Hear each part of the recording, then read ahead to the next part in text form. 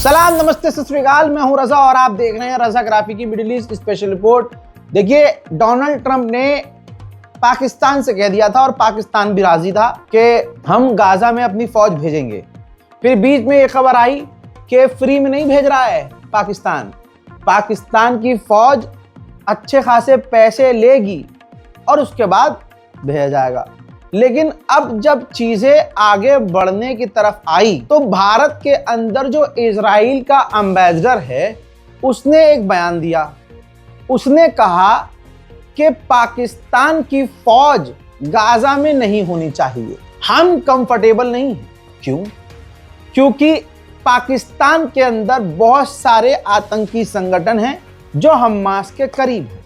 हजरात, अभी 3 दिन पहले की ही बात है, पीओके में पाकिस्तान के इलाके की जो एक संगठन है जैश ए मोहम्मद और लश्कर तैयबा ने कंबाइंड एक प्रोग्राम किया और उसमें फिलिस्तीन से हमास का लीडर पहुंचा था पीओके में, वो भी। तो ये जैसे चीजें हुई, जैसे ये हुआ, तुरंत इजराइल जो है उसको ये चीज खटकी और इजराइल ने यही बहाना बना दिया कि जो पाकिस्तान के आतंकी संगठन हैं, ग्रुप हैं, उसके साथ हमास के अच्छे कनेक्शन हैं। हम कंफर्टेबल नहीं हैं और डर ये भी है इजराइल को कि जो पाकिस्तान के फौजी होंगे तो वो मुसलमान ही, तो कहीं ना कहीं वो फिलिस्तीनियों के करीब होंगे, हमदर्दी दिखाएंगे और जो गुस्सा, नफरत और जैसी खुन्नस के साथ इजराइल और यूरोप की फौज फिलिस्तीनियों पर जुल्म करेगी, मारेगी, पीटेगी, भगाएगी, वैसा काम पाकिस्तान की फौज नहीं करेगी। तो इजराइल ने आधिकारिक बयान दिया और कहा कि हम गाजा में पाकिस्तान की फौज से कंफर्टेबल नहीं है, लिहाजा पाकिस्तान गाजा में नहीं जाना चाहिए। वहीं जहां लगभग सारे देश पीछे हट रहे हैं कि भैया हम गाजा में अपनी फौज नहीं भेजेंगे, पहली बार बांग्लादेश ने ऐलान किया है। बांग्लादेश ने कहा है कि हम गाजा में बांग्लादेशी फौज, अपनी फौज भेजने को तैयार हैं। और ये लिख के ले लो, इजराइल बांग्लादेश की फौज के लिए भी नहीं मानेगा। अब भैया फिलिस्तीन का सपोर्ट करते करते, न्यूयॉर्क में फिलिस्तीन का सपोर्ट करते करते हमास के नारे लगने लगे। भाई बात तो फिर ममदानी पे आएगी। ट्रंप ऐसे ही पीछे पड़ा हुआ है, तो ममदानी ने ऑफिशियली स्टेटमेंट जारी किया और कहा कि हमास एक आतंकी संगठन है, आतंकवाद के समर्थन में हम ये नारे बर्दाश्त नहीं करेंगे। अब ममदानी की ये खुद की सोच है, आपकी क्या सोच है कमेंट कीजिएगा। हजरात, वहीं मैंने आपको कल भी बताया था, फिर से बता रहा हूं, गाजा पर दोबारा हमले शुरू हो गए हैं। बैत लाहिया के इलाके को इजराइल ने बमबारी करके और बुलडोजर चलाकर तबाह कर दिया है।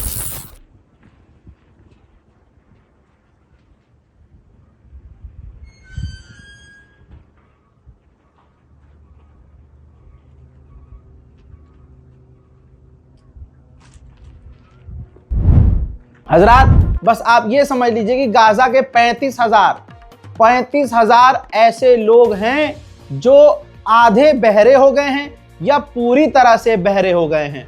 अल्लाह अकबर, जरा इस चीज को तसव्वुर कीजिए, सोच के देखिए। भारतीय तो हमेशा अच्छा सोचने में काफी आगे होते हैं ना, तो सोचिए, इमेजिन कीजिए कि इतनी बमबारी गाजा में हुई, इतनी तबाही और इतनी बार बमबारी और ऐसे खतरनाक कि 35,000 लोग बहरे हो गए। अल्लाह अकबर। जब हम बिस्तर पर जाते हैं कितने सुकून से जाते हैं। हमारे वतन में जो कुछ हो रहा हो, ठीक है, मुसलमानों को मारा जा रहा है, दलितों को मारा जा रहा है, ईसाइयों को मारा जा रहा है, सरकार हम पर जुल्म कर रही है, जो भी कर रही है, लेकिन वतन अपना वतन है। जो हालात वहां हैं वहां ऐसे नहीं है ना, तो हम रात को सुकून से सोते हैं, जरा सी धम से आवाज आए तो हम उठ जाते हैं। पिछले 2.5 साल से गाजा में धम धूम धाम भूम सब कुछ हो रहा है और ये ध्वनि प्रदूषण इतना है कि 35,000 लोग बहरे हो गए हैं। अल्लाह अकबर। उधर इजराइल ने ओपनली कह दिया है, और ध्यान दीजिए, कभी ईरान के चक्कर में आप गाजा भूल जाएं, मैं भूलने नहीं दूंगा। मैं फिलिस्तीन भूलने, अपने लोगों को तो भूलने नहीं दूंगा। सुनिए, ये रही रिपोर्ट। इजराइल ने इधर कह दिया है कि हमास दोबारा से हथियार इकट्ठा कर रहा है। हमास दोबारा से अपने लोगों को इकट्ठा कर रहा है, हथियार डालने से इनकार कर रहा है। लिहाजा हम प्लान कर रहे हैं कि गाजा में ग्राउंड ऑपरेशन दोबारा से किया जाए। गाजा में बमबारी गोलीबारी की जरूरत नहीं है।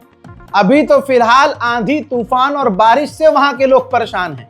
तूफान आ रहा है, आंधी आ रही है, बरसात है और ऊपर से ठंड है। खाने को खाना नहीं, पीने को साफ पानी नहीं। पानी कितना जरूरी है, नहाने धोने के लिए, इस्तिंजा करने के लिए पानी चाहिए, लेकिन पानी नहीं है। खाना कितना जरूरी है, छोटे छोटे बच्चों के लिए खाना जरूरी है, सबसे ज्यादा कपड़े जरूरी हैं, तमाम चीजें नहीं हैं। ऊपर से न जाने अल्लाह ये क्या ही कर रहा है कि वहां तूफान, बारिश, आंधी सब कुछ आ रही है। यह कैसा इम्तिहान है परवरदिगार, जरा इस मंजर को देखिए।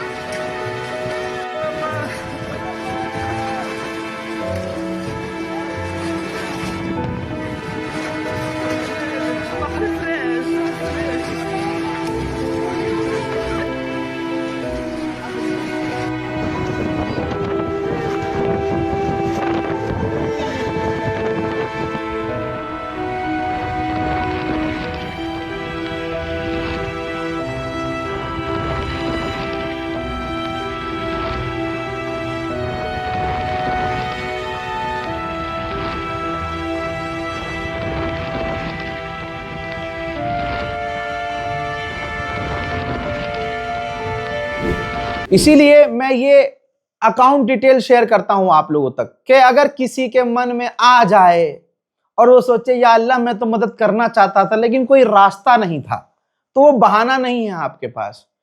दिल जब करे कि हाँ हमें गाजा तक एक टाइम का खाना पहुंचाना है, 4 लोगों का, भाई मैं बेड़ा उठा रहा हूं, मैं इतना पैसा भेज देता हूं, वहां 4 लोग मेरी तरफ से खाना खा लेंगे, कम से कम गुनाह का भार तो हल्का होगा, अरे कुछ नेकी तो होगी। अगर दिमाग में ऐसी अच्छे ख्याल गलती से आ जाएं तो ये डिटेल याद रखिएगा। स्कैनर काम नहीं करता, कोई बात नहीं है, नीचे बैंक अकाउंट डिटेल है, बैंक ट्रांसफर करने की कोशिश कीजिएगा। अगर नीयत साफ होगी तो अल्लाह कामयाबी देगा। वहीं दोस्तों, एक तो अमेरिका एहसान करता है इजराइल पर, ले हथियार, ले पैसा, ले मिसाइल, ले रॉकेट, ले इंटेलिजेंस, और अमेरिका की इतनी मेहनत के बाद थूक रहा है नेतन्याहू इनके मुंह पे। पता है नेतन्याहू ने क्या कहा? नेतन्याहू ने एक इंटरव्यू में कहा कि अगले 10 सालों के अंदर हम अमेरिका के एड पर से निर्भर खत्म कर देंगे। मतलब अमेरिका के ऊपर हम जो निर्भर रहते हैं कि अमेरिका हमें खाना दे, पैसा दे, हथियार दे, फंड दे, ये 10 सालों में हम किसी के ऊपर निर्भर नहीं होंगे। अब दोस्तों खुला खुला झूठ चल रहा है नेतन्याहू का। आप ट्रंप से और नेतन्याहू से अगर ये उम्मीद करें, और एक आदमी और है, इन तीनों से अगर आप ये उम्मीद करें कि ये सच बोलेंगे तो हमसे बड़ा चूक कोई नहीं है। हजरात, नेतन्याहू पता है क्या कह रहा है इस इंटरव्यू में? कह रहा है कि हम तो पत्रकारों को मारते ही नहीं हैं, हम पत्रकारों को जेल में भी नहीं डालते और फांसी पे तो लटकाते ही नहीं हैं। हजरात, जबकि इसका उल्टा है, ये पत्रकारों को चुन चुन के मारते हैं। गाजा में आपने देखा इन्होंने किसको निशाना नहीं बनाया? रॉयटर्स, दुनिया की सबसे बड़ी न्यूज एजेंसी रॉयटर्स के पत्रकार को मारा। इन्होंने अल जजीरा की महिला पत्रकार को निशाना बनाकर स्नाइपर ने गोली मारी। इन्होंने बीबीसी के पत्रकारों पर हमला किया, अरब के टेलीविजन के पत्रकारों के ऊपर हमला किया, इन्होंने फिलिस्तीनी कैमरामैन को कत्ल किया और आज भी ये फिलिस्तीनी पत्रकारों को मार रहे हैं। इजराइल की जेल में अभी भी सैकड़ों पत्रकार हैं और न जाने, यहाँ ये बात सच है कि ये पत्रकारों को फांसी नहीं देते क्योंकि वहां तक पहुंचने नहीं देते, एक साले गोली मार देते हैं। मोहतरम हजरात, मुझसे बहुत सारे लोगों को तकलीफ है कि यार अरब को तुम क्यों कोसते हो, अरब क्यों कोसते हो। हजरात याद रखिएगा, मेरी पर्सनल खुन्नस किसी से नहीं है। जो ग्राउंड हकीकत है ना, वो मैं आपको देता हूं, वही आपको बताता हूं। और आज नेतन्याहू कंफर्म करेगा, ये सुअर का बाल खुद बता रहा है। और कितने अफसोस की बात है, शर्म आएगी आपको। ये बयान आपके सामने लगा रहा हूं, ये देखिए, ये है बयान। कॉपीराइट आएगा इसलिए मैं आपको सुना नहीं सकता, लेकिन इसके अंदर सबूत है, प्रूफ है। नेतन्याहू ने इसी पॉडकास्ट में, इंटरव्यू में कहा कि हमारे जो अरब के साथी हैं, अरब के साथी इजराइल के, उन्हें फर्क नहीं पड़ता कि फिलिस्तीन में क्या हो रहा है। अल्लाह अकबर।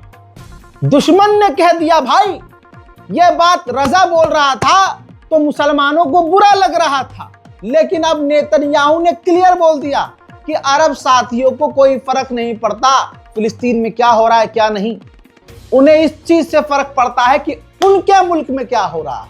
हाँ, बिन सलमान ये चाहता है कि उसकी सरकार ना गिरे, फिलिस्तीन में आग लगे, बैतुल मुकद्दस जलाकर राख कर दो, तुम काबा शरीफ भी ले लो, लेकिन बस मेरी कुर्सी ना छीनना।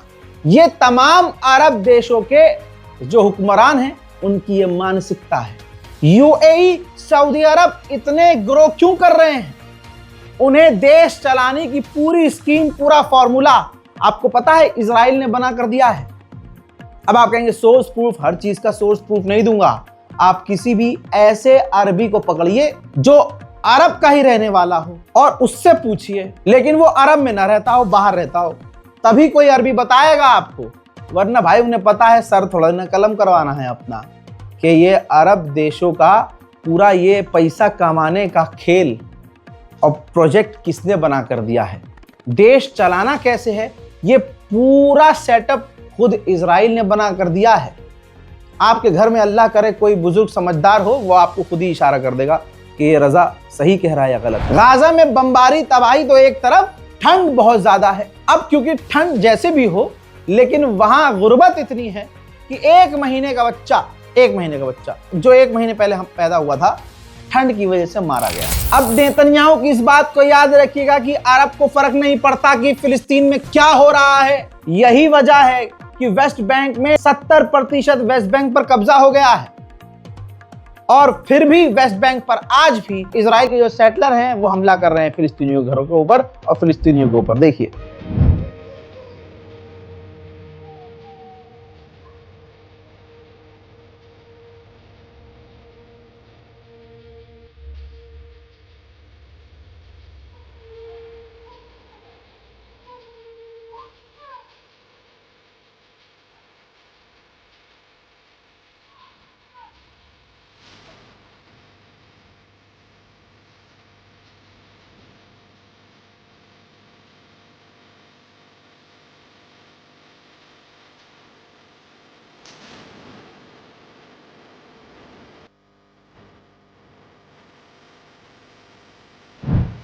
देख लिया आपने, यही इजराइल और अमेरिका कहते हैं कि ईरान मिडिल ईस्ट के लिए खतरा है। अच्छा, लेबनान का हाल देखिए, लेबनान में ईरान कर रहा है ये काम।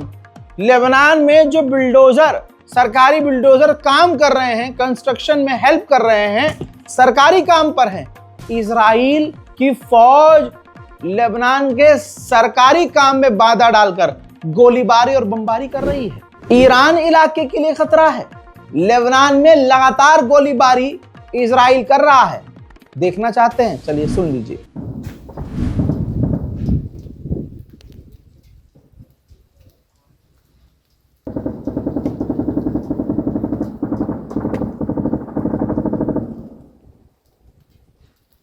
हजरात, वहीं अमेरिका का दावा है कि हमने सीरिया के अंदर ISIS दाइश संगठन के ऊपर हमले किए हैं। आगे सुन लीजिए, खबर तो मैंने दे दी ना। ISIS को पैदा करने वाला खुद अमेरिका है। ये बात आज जेनजी के जनरेशन को नहीं पता होगा, जेनजी को नहीं, ये अपने वालिद साहब से पूछो, बताएंगे। सीरिया की सरकार ने अब करी है बात, मर्द वाली बात करी है। जोलानी की सरकार ने अब करी है मर्द वाली बात। देखिए, जहां मैं जोलानी का विरोधी हूं, पूरा विरोधी हूं, जिन जगह पर वो गलत है, लेकिन जहां अगला आदमी सही है, सही है, भले ही वो कई आतंकी संगठनों का लीडर रहा हो, कुछ भी हो, लेकिन अब ये रहा ऑफिशियल स्टेटमेंट इस वीडियो के अंदर। पैगाम इजराइल को सीधा सीरिया की सरकार ने दिया है कि इजराइल जब तक हमारी सीरिया की धरती से, सीरिया की सरजमीन से पूरी तरह से पीछे नहीं हट जाता, हम इजराइल से अब्राहम अकॉर्ड की डील नहीं करेंगे। इजराइल ने कुर्दिश आतंकियों को इतना सपोर्ट किया है कि ये देखिए, अलेप्पो के अंदर जो सरकारी ऊंची बिल्डिंग थी उसके ऊपर कुर्द ड्रोन हमला कर रहा है। आज ड्रोन कुर्द के पास कैसे आ गया भाई? कुर्दिश के पास ऐसे हथियार और ड्रोन तक इसलिए आ गए क्योंकि इजराइल कुर्द के साथ खड़ा हो गया। हजरात, सीरिया के आवाम परेशान हैं, उन्हें पता है कि ये सारी फसाद की जड़ अमेरिका है। जरा इस मंजर को देखिए, सीरिया के अंदर एम्बेसी जो अमेरिका की है उसके ऊपर सीरिया के लोग हमला कर रहे हैं। एलेप्पो से बाहर निकलने से मना कर दिया है कुर्द ने। अब कुर्द और सीरिया के बीच झड़प हो रही है। अब तक 23 लोग मारे गए हैं जिसमें आम नागरिक भी शामिल हैं। उधर मेरे दोस्तों, कुर्द ने ऐलान किया है, कुर्दिश कल तक जिन झांटुओं को कोई पूछता नहीं था आज वो स्टेटमेंट जारी कर रहे हैं। उन्होंने कहा है कि जो सीरिया की फौज है, सीरिया के लड़ाके हैं, उनकी मदद तुर्की के ड्रोन कर रहे हैं। अब एक बात बताइए, सीरिया की सरकार जोलानी अब आधिकारिक तौर से वहां मौजूद है सीरिया में, और जोलानी की सरकार के ऊपर ये कुर्द हमला कर रहे हैं, तो ऑफिशियली तो तुर्की इसी का साथ देगा ना। अरे अमेरिका भी तो इसी के साथ है जोलानी के, तो तुर्की भी तो जोलानी का साथ देगा ना, क्योंकि भाई सरकार अब उसी की है। घुसपैठिया कौन है? कुर्द। कल तक जो हराम के पिल्ले बॉर्डर पे थे वो अंदर आकर सरकारी बिल्डिंगों पर और आवाम पर हमला कर रहे हैं, तो तुर्की कहां गलत है अगर वो सीरिया की मदद कर रहा है तो? हजरात, तुर्की सीरिया की सरकार की फुल मदद कर रहा है और तुर्की ने सीरिया की गवर्नमेंट को, फौज को हथियार भेजे हैं। देखिए,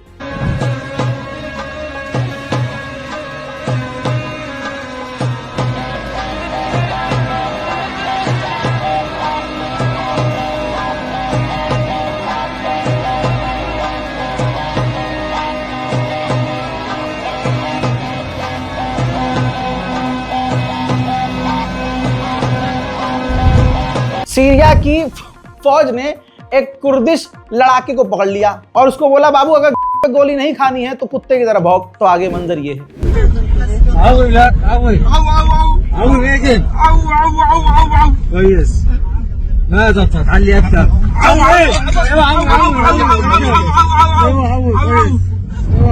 हजरात मोहतरम, मिडिल ईस्ट स्पेशल रिपोर्ट में फिलहाल के लिए इतना ही। मन में अगर आ रहा हो गाजा फिलिस्तीन की मदद के लिए तो इस डिटेल का इस्तेमाल कीजिएगा, नहीं तो दुआओं में याद रखिएगा। इस रिपोर्ट को शेयर कीजिए, दुआओं में याद रखिए। जय हिंद।